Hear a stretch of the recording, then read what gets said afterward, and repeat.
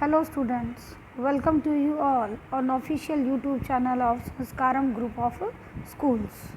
Students, I Parveen Madam start with you the second part of manufacturing industries geography chapter 6.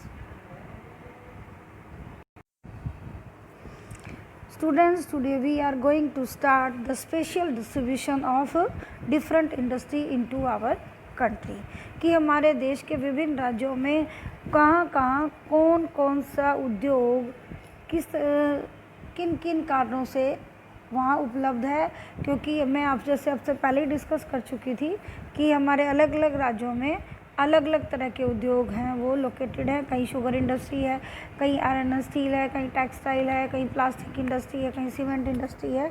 तो कुछ locational factors होते हैं जो industries के होते हैं। तो वो लोकेशनल फैक्टर्स क्या हैं और मेजर इंडस्ट्रीज़ हमारी कौन कौन सी हैं, क्या क्या उनके में प्रोडक्शंस होता है, क्या क्या हमारी एक्सपोर्ट मार्केट्स हैं और क्या क्या डिफरेंट चैलेंजेस जो हमारी इंडस्ट्रीज़ हैं ये फेस कर रही हैं। अब वन बाय वन हम डिस्कस करते चलेंगे। तो हमारा सबसे पहला जो डिस्कशन होगा that is about agro based industries. What are agro-based industries? Cotton, jute, silk, woolen textile, sugar, edible oil, or different food processing industries are called, which are based on the agriculture raw materials, are called agro-based industry. So student, in this chapter first we are going to discuss the textile industry. So value addition in the textile industry, that is the figure in 6.3 जो कि मैं अभी आपके साथ discuss करना चाहूँगी कि ये जो हमारी टेक्सटाइल इंडस्ट्री है वो अपने आप में एक वैल्यू एडिशन इंडस्ट्री है। किस तरह से कि ये इंडस्ट्री कच्चे माल से जिस तरह से तैयार माल को विभिन्न लेवल पर लेकर जाती है तो उसमें वैल्यू एडिड होती चली जाती है, कीमतें बढ़ती चली जाती हैं और अल्टीमेटली जीडीपी के अंदर ये इंडस्ट्री हर स्टेप पे अपना जो रोल है वो बढ़ाती चली जाती है। सच जैसे कच्चा माल, फाइबर प्रोडक्शन, आपने कपास उगाया, अगर आप उसको डायरेक्ट फॉरेन कंट्रीज़ में बेचते हैं तो भी आपको फॉरेन एक्सचेंज अवेलेबल होती है। लेकिन जब आप उससे यार्न यानी कि स्पिनिंग करके धागा बनाते हैं तो धागा जो है वो रॉ मटेरियल होता है फैब्रिक का, वीविंग नीटिंग के काम आता है। जब कपड़ा बनेगा तो वो किसके काम आएगा? गारमेंट मेकिंग के काम आएगा। तो उसमें डाइंगिंग फिनिशिंग होगी, अब बाद में गारमेंट मैन्युफैक्चर होगा यानी कि शर्ट, पैंट, ट्राउज़र, ड्रेसेस, ना जाने क्या क्या बनेगा। तो अब रुई की जो कीमत है और एक शर्ट की जो कीमत है, आप देख लीजिए मार्केट में आप किसको बेचेंगे तो आपकी इकोनॉमी को किससे ज़्यादा बेनिफिट होगा। और इस बीच में हम जितनी भी ये सारे के सारे जो हम पॉइंट्स करते चले जाएंगे, एक्टिविटी करते चले जाएंगे, प्रोसेस करते चले जाएंगे तो इसमें लाखों लोगों को रोज़गार मिलता चला जाएगा। तो जब मैंने आपको बात किया कि लाखों लोगों को रोज़गार मिलेगा तो यहीं से हम अपनी टेक्सटाइल इंडस्ट्री की शुरुआत करते हैं। The textile industry occupies unique position in the Indian economy because it contributes significantly to the industrial production. क्योंकि ये भारतीय अर्थव्यवस्था में बहुत बेहतरीन योगदान देती है, क्योंकि इस इंडस्ट्रियल उत्पादन के अंदर इसका बहुत बड़ा योगदान है। क्यों? क्योंकि ये रोज़गार जनरेट करती है, फॉरेन एक्सचेंज अर्न करती है, जीडीपी में रोल प्ले करती है।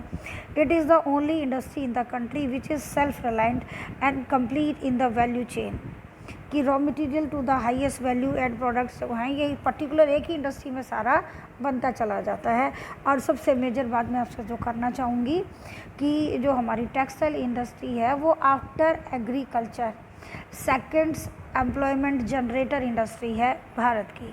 कि अगर कृषि के अलावा अधिकतम जो व्यक्ति रोजगार में लगे हुए हैं टेक्सटाइल इंडस्ट्री है। और सबसे पहले अब हम शुरू करेंगे कॉटन टेक्सटाइल इंडस्ट्री।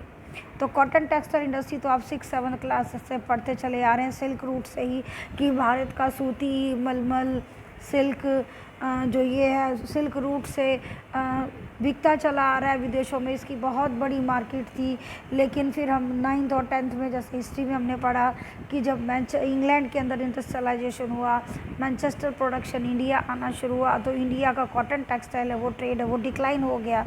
और उसके बाद एक फिर से फर्स्ट वर्ल्ड वार के बाद सिनारियो चेंज हुआ और अब हमारे इंडियन इंडस्ट्रियलिस्ट हैं उन्होंने मार्केट को कैप्चर किया और तब से लेकर आज तक की कहानी ही है कि किस तरह से हमने अपनी मार्केट को एक्सपैंड किया। So let us start. In ancient India cotton textile were produced with hand spinning and handloom weaving techniques आपने अपने घरों में दादी वगैरह को या पड़ोस में किसी को, बड़े लोगों को देखा होगा कि वो दरियाँ चादर वदर घर में ही बनाते हैं लूम पर, तो that is hand spinning, handloom बोलते हैं उसको। जो हैंड यानी कि हाथ से चलने वाला हथकरघा, उसके ऊपर जो बनाया जाता है। After the 18th century power looms came up into use, अब बिजली के हथकरघे आ गए हैं। Our traditional industry suffered a setback during the colonial period because they could not compete with the mill made cloth from England. Age of industrialisation में हम discuss कर चुके हैं ये सारा। The first successful textile mill was establish in Mumbai 1804, ये भी हम डिस्कस कर चुके हैं। The 2 world Wars were fought in Europe, India was a British colony. There was a demand for cloth in UK, hence they gave a boost to the development of cotton textile industry. हम बिल्कुल discuss कर चुके हैं कि first world war के दौरान जब British की कंपनियां वारफेयर प्रोडक्ट्स में बिजी हो गई तो मार्केट थी वो खाली रह गई और इंडियन इंडस्ट्रियलिस्ट ने उसको एक मौका लिया। उन्होंने धागा जो वो बनाते थे उसकी जगह उन्होंने टेक्सटाइल बनाकर मार्केट को कैप्चर कर लिया और फर्स्ट वर्ल्ड वॉर के बाद मैनचेस्टर जो प्रोडक्ट थे वो इंडिया में कभी भी अपनी पुरानी पोजीशन ले नहीं पाए। तो और उसके बाद हमारी जो इंडियन सक्सेस की स्टोरी है वो तो अपने आप में कहानी है। In the early years, the cotton textile industry was concentrated in the cotton growing belt of Maharashtra and Gujarat। की शुरुआत में जो हमारी कॉटन इंडस्ट्री थी वो मेनली जो हमारा कॉटन ग्रोइंग बेल्ट है महाराष्ट्र गुजरात का उधर ही होती थी। क्योंकि देखो रॉ मटेरियल बेशक से बल्कि बहुत हैवी वेट तो नहीं है लेकिन बल्कि तो है ना। कॉटन को कितना लंबे चौड़े पैमाने पर कॉटन चाहिए और किसी भी इंडस्ट्री को रॉ मटेरियल तो चाहिए। तो ये कॉटन ग्रोइंग बेल्ट उधर ही क्यों भाई? क्योंकि जो हमारा कपास का पौधा है उसको फलने फूलने के लिए चाहिए हाई ह्यूमिडिटी और मैक्सिमम हीट जो कि अवेलेबल है उसका हमारे ट्रॉपिकल एरिया के पास। तो जितना ज़्यादा गर्मी होगी जितनी ज़्यादा ह्यूमिडिटी होगी कॉटन बॉल में से जो रेशा निकलेगा वो उतना लंबा होगा, मजबूत होगा, सॉफ्ट होगा। और उसी मौसम के अंदर जब सूत की कटाई होती है, बुनाई होती है, वीविंग होती है, कपड़े की बुनाई होती है तो वो कपड़ा बहुत ही नरम बनता है, बेहतरीन क्वालिटी का बनता है। तो इसीलिए हमारी मैक्सिमम जो इंडस्ट्री है वो उधर ही लोकेटेड है। और या तो फिर आप देखेंगे कि चाहे कानपुर है, चाहे वो बनारस है, चाहे वो आपका ये आपका तंजावुर है या मद्रास में कहीं लगा लो या इंदौर लगा लो, जितनी भी हमारी जो इंडस्ट्रीज़ हैं, कॉटन इंडस्ट्री है, सिल्क इंडस्ट्री है, वो या तो किसी नदी किनारे हैं या कोस्टल एरियाज़ के पास है। क्योंकि इनकी बुनाई में ह्यूमिडिटी का रोल बहुत मेजर होता है और हीट का, क्योंकि फाइन क्वालिटी आपको तभी मिलेगी। तो अब मेजर बात है कि पहले तो हम कहाँ थे, महाराष्ट्र गुजरात की बात कर रहे हैं कि पहले उधर ही होता था। तो अवेलेबिलिटी ऑफ रॉ कॉटन ये मेजर कारण था। मार्केट क्योंकि वो कोस्टल एरिया, वहाँ पर क्या है, पोर्ट है, transportation including accessibility, port facilities, labour, moist climate contributed toward इस लोकलाइजेशन। कि इन कारणों से यहाँ महाराष्ट्र और गुजरात में हमारी कॉटन जो हमारी टेक्सटाइल इंडस्ट्री है कॉटन बेल्ट के अंदर वो होती थी। This industry has close link with agriculture and provide a living to farmers.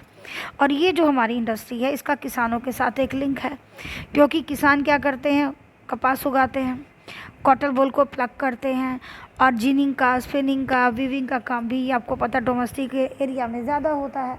तो इससे वो अपनी जो लिविंग है वो कमाते हैं। फिर हम देखते हैं कि जो dyeing, designing, packaging, tailoring, sewing, ये डिफरेंट जो सपोर्टिंग इंडस्ट्रीज़ हैं उसको भी ये काम देती है। कि ना केवल ये इंडस्ट्री इकलौती ऐसी इंडस्ट्री है ये कहना चाहते हैं, बल्कि ये दूसरी सपोर्टिंग इंडस्ट्री को भी काम देती है। The industry by creating demand support many other industries, chemical, dye, packaging और इंजीनियरिंग वर्क्स। क्योंकि बड़ी बड़ी फैक्ट्रियों में जो मशीनें लगती हैं वो भी तो इंजीनियरिंग के कारण ही बनती है। तो कोई गारमेंट होता है तो उसकी पैकिंग भी होती है, कपड़ा बनेगा तो उस पर कलर भी किया जाएगा। तो केमिकल इंडस्ट्री और डाई इंडस्ट्री दोनों की ये इसकी सपोर्ट इंडस्ट्री है। कि ना केवल ये किसानों को, छोटे मोटे रोजगारों को काम देती है ये इंडस्ट्री, ये बड़ी बड़ी इंडस्ट्री को भी जन्म देती है जो इसको सपोर्ट करती है। तो अब हम देखते हैं कि जब स्पिनिंग जो हमारी है वो आज जो स्पिनिंग होती है, तकरीबन जो धागा बनाया जाता है वो सेंट्रलाइज कहाँ है, Maharashtra, Gujarat and Tamil Nadu. And weaving is highly decentralised to provide scope for incorporating traditional skills and design of weaving in cotton, silk and zari, embroidery etc. कि जब धागा जो बनता है वो महाराष्ट्र, गुजरात, तमिलनाडु में है, लेकिन जो कपड़े की बुनाई है वो पूरे इंडिया में डिसेंट्रलाइज है। आपको अभी हम नेक्स्ट पेज में मैप दिखाएंगे तो आप देखोगे कि जो इंडस्ट्रीज़ हैं वो अलग अलग जगह, कई जगह लोकेटेड है, mostly bank of the river या कोस्टल एरियाज। कारण जो आपको मैं डिस्कस कर चुकी हूँ। तो India has world class production in spinning but weaving supplies low quality of fabric as it cannot use much of the high quality yarn produced in the country। कि भारत के अंदर धागा तो बहुत बढ़िया बनाया जाता है, लेकिन जो हमारी कपड़े बनाई की जो क्वालिटी है ना वो इतनी बेहतरीन नहीं है।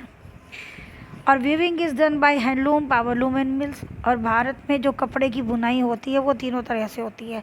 हथकरघे पे भी होती है, बिजली से चलाए जाने वाले करघे पे भी होती है, और मिलों पे भी होती है।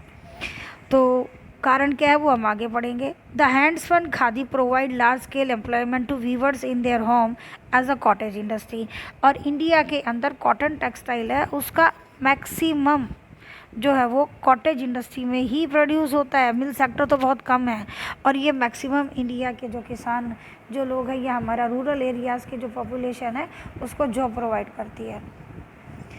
और फिर हमारे पास ये क्वेश्चन आ जाता है वाई डिड महात्मा गांधी ले emphasis on the spinning yarn and weaving khadi. तो ये चैप्टर के बीच में कुछ आपको है ना एप्लीकेशन बेस्ड या अंडरस्टैंडिंग के कुछ क्वेश्चंस मिलेंगे।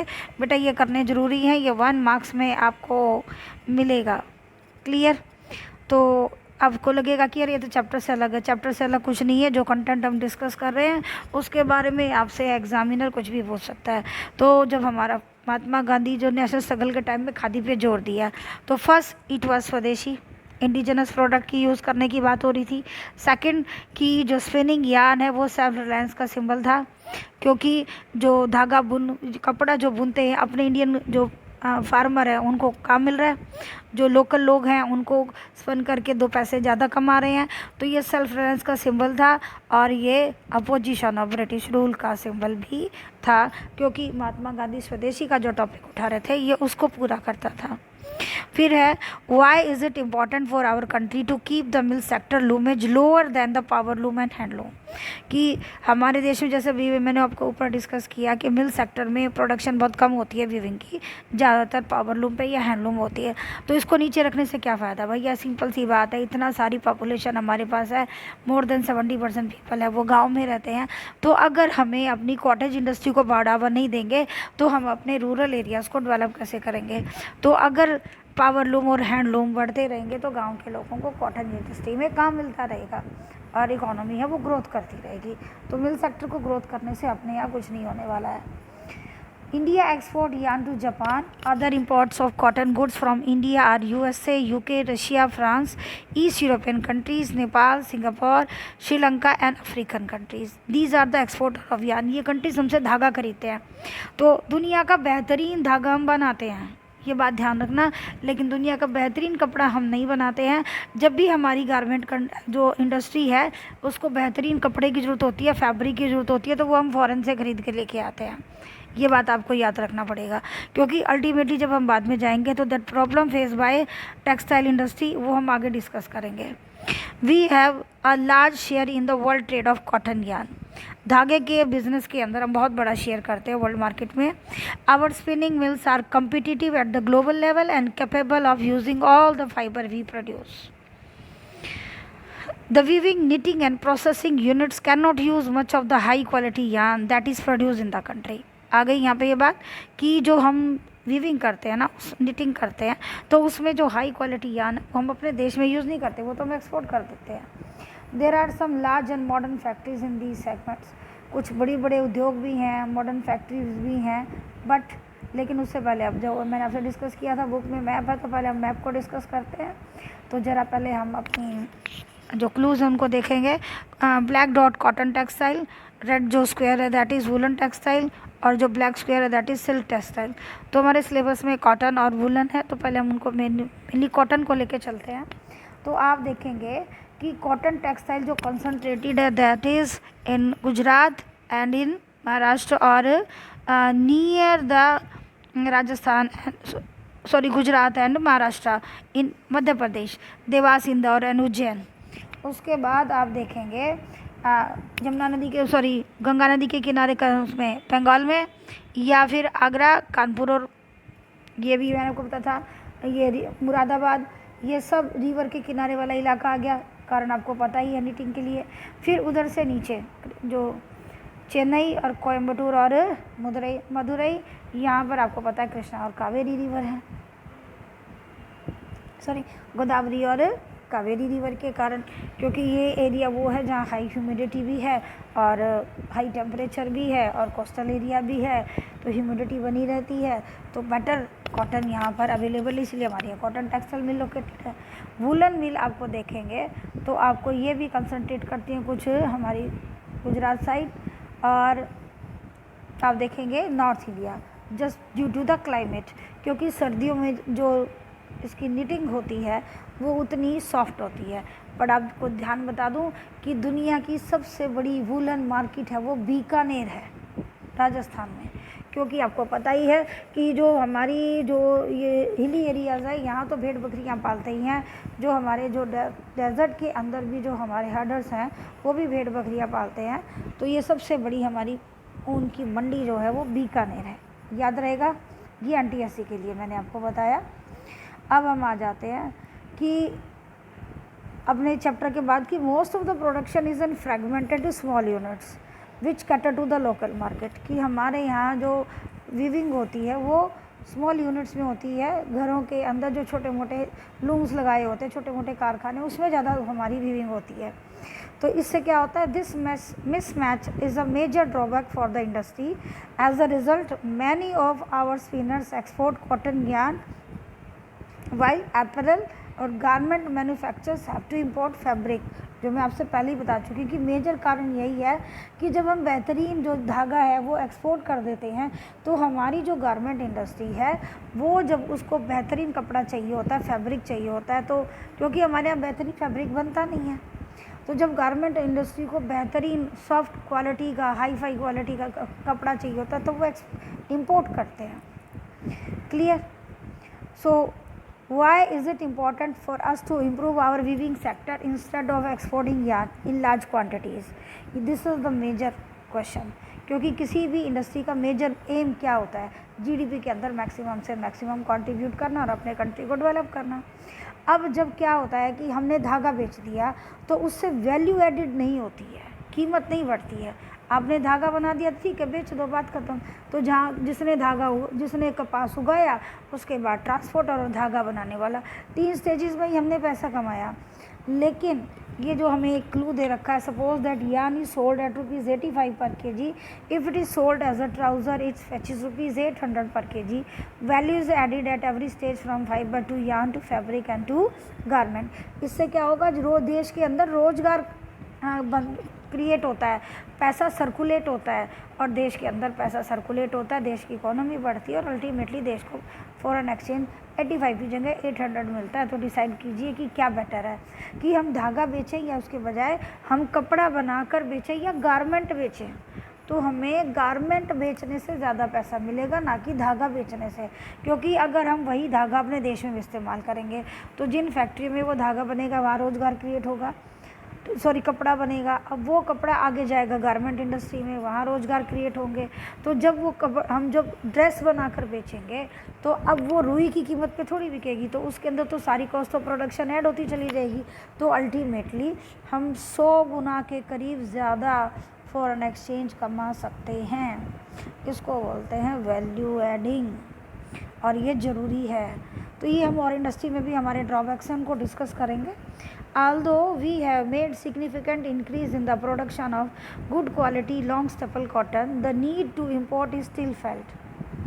Power supply is erratic and machinery needs to be upgraded in the weaving and processing sectors in particular.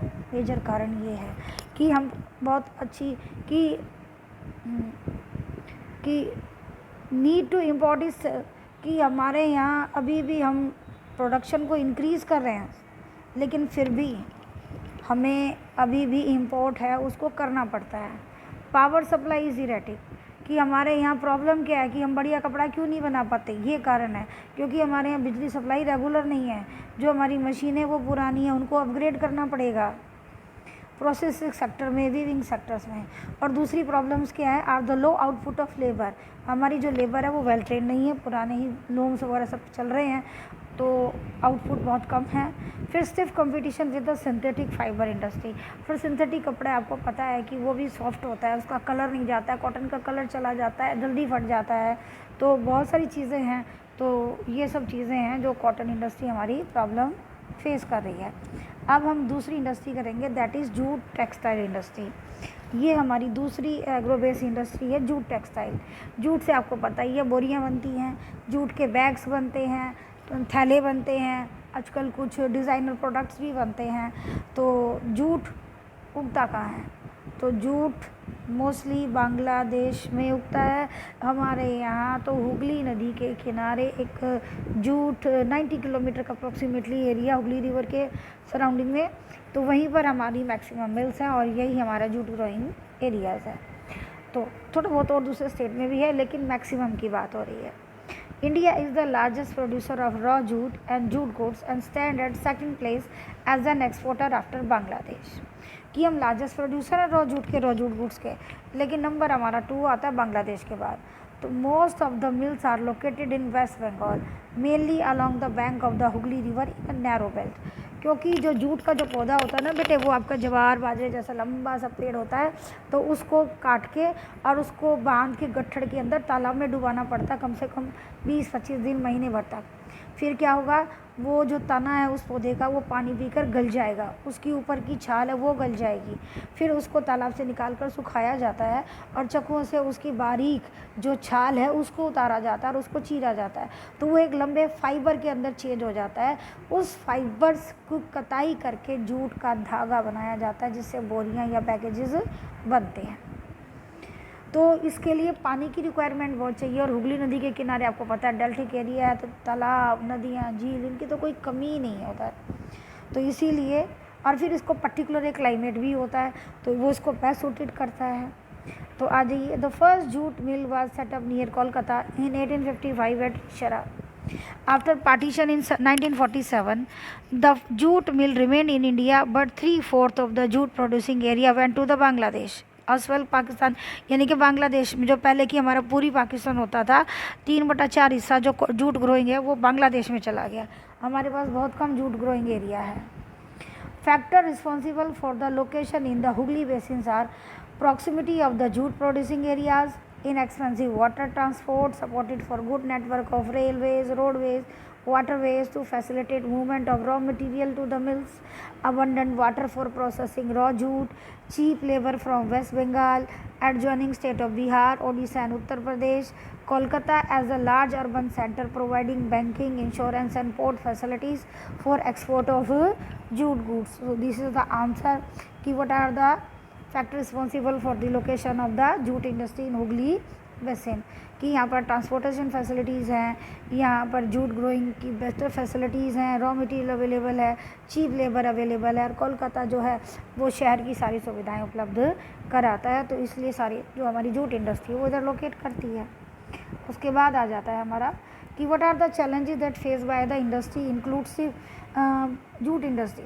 कि जूट इंडस्ट्री में हम सबसे ज़्यादा उगाते तो हैं, लेकिन भैया सेकंड नंबर आता है। कारण क्या है कि एक तो इंटरनेशनल मार्केट में स्टिफ कंपटीशन फेस हो रहा है from synthetic substitutes and from other competitors like Bangladesh, Brazil, Philippines, Egypt and Thailand. कि ना केवल हमारे देश में जूट उगाया जाता है, इन बाकी देशों में भी जूट उगाया जाता है, तो ये भी जूट प्रोड्यूस कर रहे हैं, जूट गुड्स को सेल कर रहे हैं वर्ल्ड मार्केट में।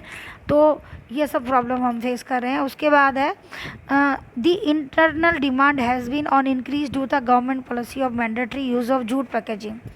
तो ये अभी इस नई बुक में नहीं दिया हुआ है, पहले हमें बताया कि 2005 में हमारी गवर्नमेंट ने एक नेशनल जूट पॉलिसी बनाई थी, जिसका काम था क्वालिटी और क्वांटिटी प्रोडक्शन को इंक्रीज़ करना। तो उसके बाद जैसे ही आपको पता है इको फ्रेंडली सस्टेनेबल डेवलपमेंट ये कॉन्सेप्ट चल रहे हैं, तो हमारी गवर्नमेंट ने भी एक पॉलिसी लगाई है कि भैया ठीक है प्लास्टिक को बैन कर दिया जाए। तो उससे क्या हुआ, जूट पैकेजिंग इंडस्ट्री है उसको बूस्ट मिला है। To stimulate demand the product need to be diversified.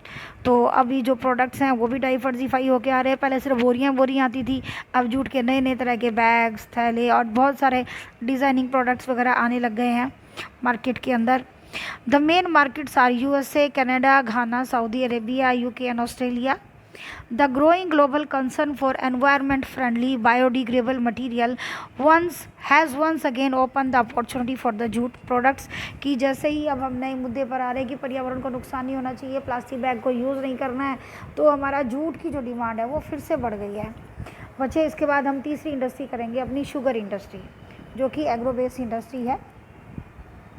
Sugar industry में इंडिया जो है वर्ल्ड प्रोड्यूसर शुगर का सेकंड नंबर पर, लेकिन गुड़ खांड सारी यानी कि बूरा और खांड जो हम बनाते हैं उसके अंदर हमारा फर्स्ट नंबर आता है। तो let us start. India stand second as well as world producer of sugar but occupies the first place in the production of gur and khandsari.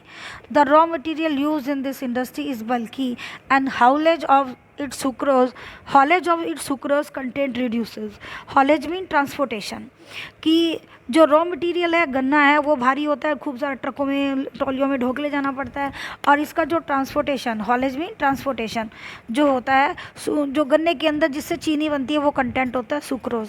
जितनी ज़्यादा ये धूप में रहेगा, जितना टाइम इसको कटाई को हो जाएगा, सूखेगा, तो सुक्रोज का लेवल कम होता चला जाता है।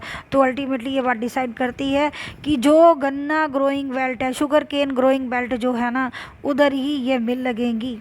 तो देश में जहाँ जहाँ शुगर केन का प्रोडक्शन होता है तो उधर ही हमारी मोस्टली जो इंडस्ट्रीज़ हैं वो लोकेटेड हैं। तो आ जाइए, the mills are located in Uttar Pradesh, Bihar, Maharashtra, Karnataka, Tamil Nadu, Andhra Pradesh, Gujarat, Punjab, Haryana and Madhya Pradesh. 60% mills are in Uttar Pradesh and Bihar, क्योंकि मैक्सिमम शुगर केन इधर ही होता है। This industry is seasonal in nature, so it is ideally suited to the cooperative sector. Can you explain why this so? क्योंकि बेटा जब seasonality के अंदर है, सुक्रोज के कारण भी, मतलब कि ट्रांसपोर्टेशन के कारण भी जब कमी बेशी हो जाती है तो कई बार मिल को नुकसान भी हो जाता है। तो अब नुकसान हो जाएगा तो और फिर वो साल 6 महीने के लिए, मतलब 6 महीने के लिए प्रोडक्शन भी कम नहीं बंद हो जाती है। तो कोऑपरेटिव के अंदर क्या होता है कि जो मिल जो मैनेजमेंट है और जो मेंबर्स हैं, जो शुगर केन वाले के जाते हैं फार्मर्स, प्रॉफिट एंड लॉस को वो इक्वली शेयर करते हैं। तो गन्ने की कीमत है उसके अकॉर्डिंग घटती बढ़ती रहती है, तो इससे क्या है, ज़्यादा दिक्कत नहीं आती है। In recent year, there is a tendency for the mills to shift the concentrate in the southern and western states, especially in Maharashtra. आज आप देखोगे कि पहले तकरीबन चीनी मिलें नॉर्थ इंडिया में थी, लेकिन अब ये महाराष्ट्र साइड, कर्नाटका में और तमिलनाडु साइड भी लोकेट होने लग गई हैं। Why? This is because the cane produce here as a higher sucrose content. अब उधर भी शुगर केन उगाया जाता है, ठीक है, तो उसके अंदर भी अपने नॉर्थ इंडिया से हायर सुक्रोज कंटेंट पाया जा रहा है।